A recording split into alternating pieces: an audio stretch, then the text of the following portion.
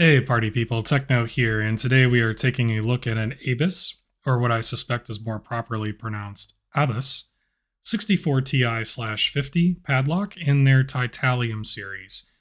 So I'll just explain some of the marketing terminology here that Abus is using. Quickly, the Titalium series is a line of aluminum alloy padlocks that are designed to offer a similar level of material strength and security to an equivalent brass bodied padlock, but at a lighter weight. And on this, we have a hardened steel shackle with the Nano Protect finish, which, as far as I can discern from Abus's website, is some finish that is designed to maximize the corrosion resistance of the shackle. Now, the 64Ti designation within the Titalium lineup, we have the 54Ti, the 64Ti, and the 80Ti.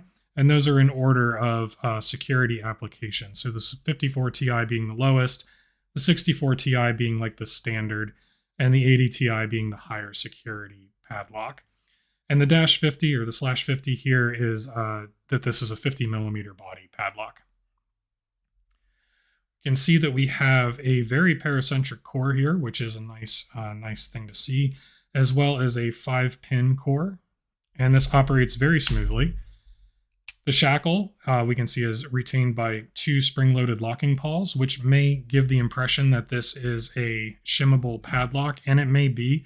I did try, and I was unable to actually situate 2 shims in here deep enough to defeat both locking pawls. So the tolerance is being just tight enough, but it seemed very close for a while, but I really just couldn't get it in the end. So it is a possibility that you may be able to shim some of these. In this case, I was not able to shim this one, at least not in a time period that would have made that an efficient way to attack this lock. So let's see what it takes to get this picked open. I know that the larger Titalium series, the 80Ti, use security pins. I believe they use mushroom pins, which is kind of a variation of spool pins. I could not find any material on Abus's website that indicates whether this lock uses security pins or not. I would be surprised if it didn't. However, if it does, they don't seem to play a major role in picking this particular padlock. So I'll use a 32 thousandths top of the keyway tensioner and just situate that at that top tail of that paracentric keyway. And probably no surprise at this point in time that I'll be going to my Sparrow's Tron pick. Again, a 5-pin lock. We'll just go right to the back here and we'll get started on this. So pin 5. Nice click out of pin 5. Go to pin 4. I feel like there was a nice click out of pin 4 there as well. Pin 3. Not really getting anything on pin 3, so we'll move to 2.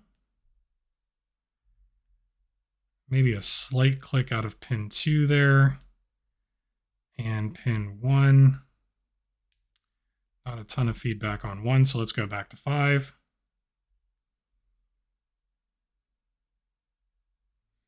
5 feels set. Click out of 4, and I failed to turn on the core there. So perhaps there is indeed a security pin in here, or multiples.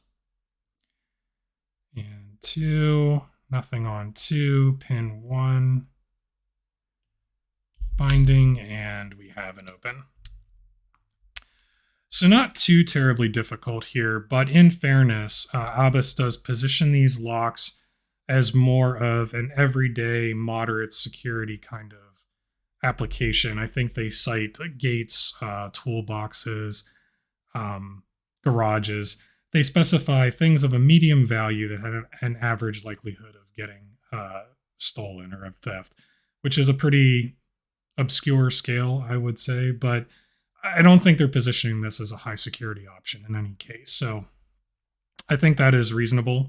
And this certainly, I think, offers a better alternative, especially given the very reasonable price point of these locks. Maybe a better alternative to those everyday kind of applications where you would use a padlock than perhaps the master locks that you would go buy at your local Walmart, for example. So that's the Abus 64Ti/50. I do appreciate you joining me and taking a look at this. Until next time, take care, everyone, and I will talk to you later.